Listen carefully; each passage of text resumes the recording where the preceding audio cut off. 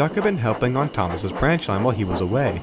Because of this, he would sleep in the shed with Percy and Toby. They enjoyed his company.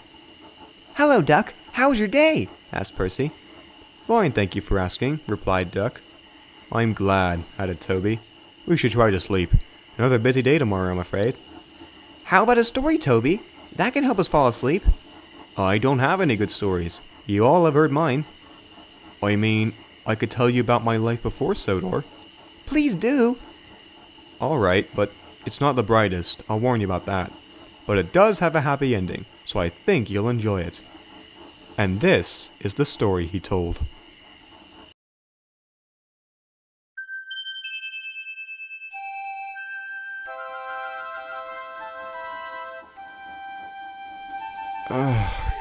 Where am I?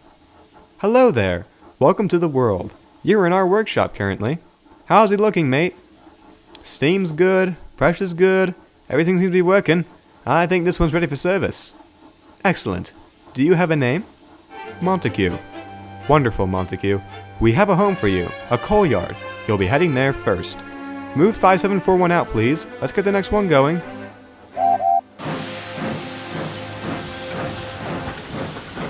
My first home was the coal yard, moving trucks about. The workmen there always praised me, saying I could move the trucks like no other engine. You'd think he's only pulling one with how smoothly he rides, they said. However, as it did for many others, the war ended my fun. The branch line desperately needed engines, so they scurried around the mainland. They found me and loaned me. That's when the trouble began. When I arrived, the manager greeted me. 5741, my new engine. For the time being. Montague's the name, sir. Right, anyways, go to the sheds and have a rest. I'll have some work for you in a little. All right. I arrived at the sheds and found the engines. They all seemed to look at me weird. Hello, I'm Montague. Hi, Montague. So, is this what you do? Huh? I'd think you'd all would be busy working. Oh, well, we all need to be prepared. This whole war thing has left us worn up, that's why.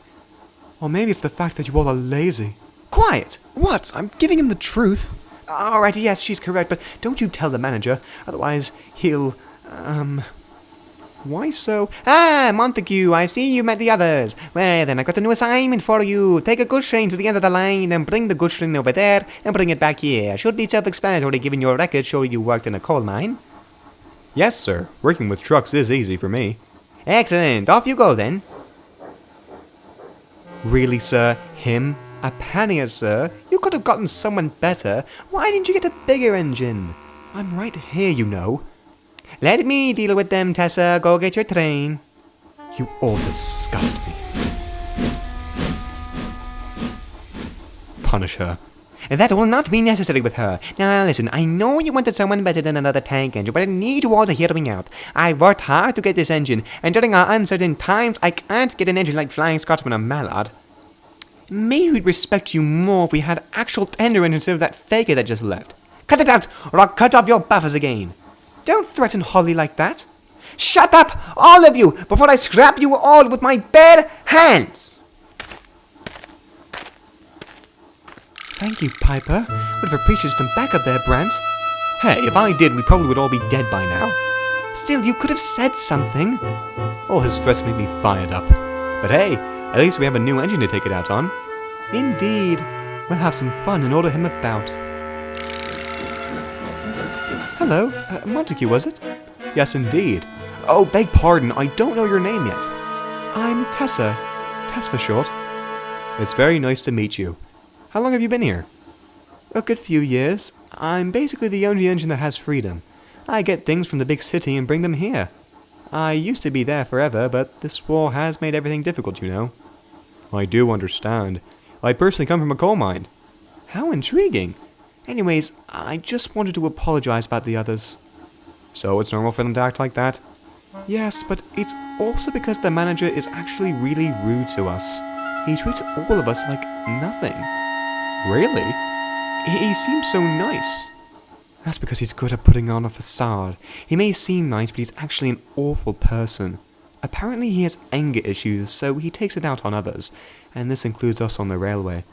I personally think he shouldn't be allowed to have such power and responsibility, but it's what we can do.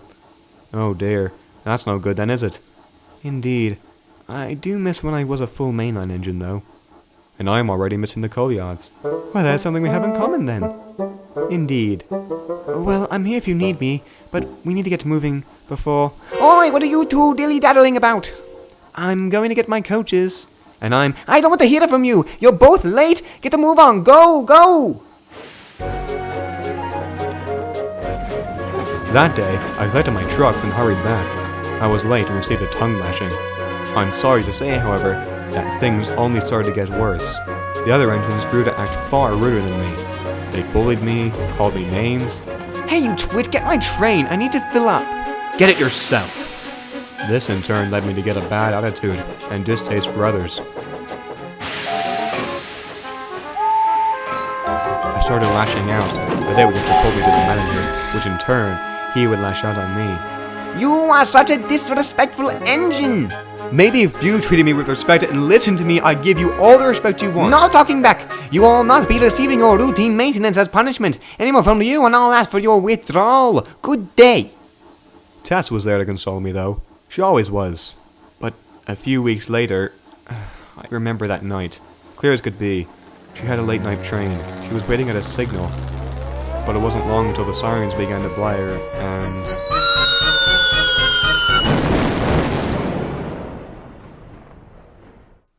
I never saw her alive again. This made me more distraught than ever. What didn't help was that the engine still bullied me, and now, about the loss of my only friend on that line.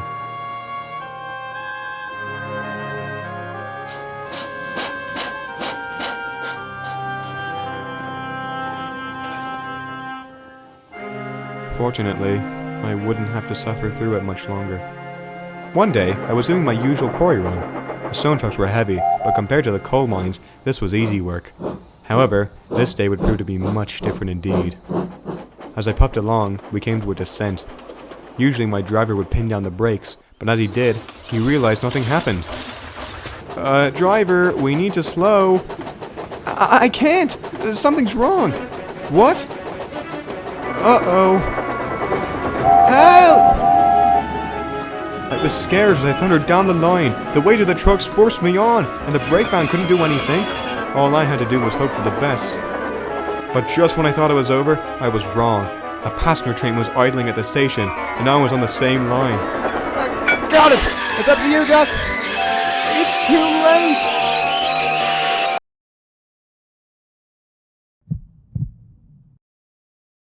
Oh God, this will ruin me. Hide him and tell no one.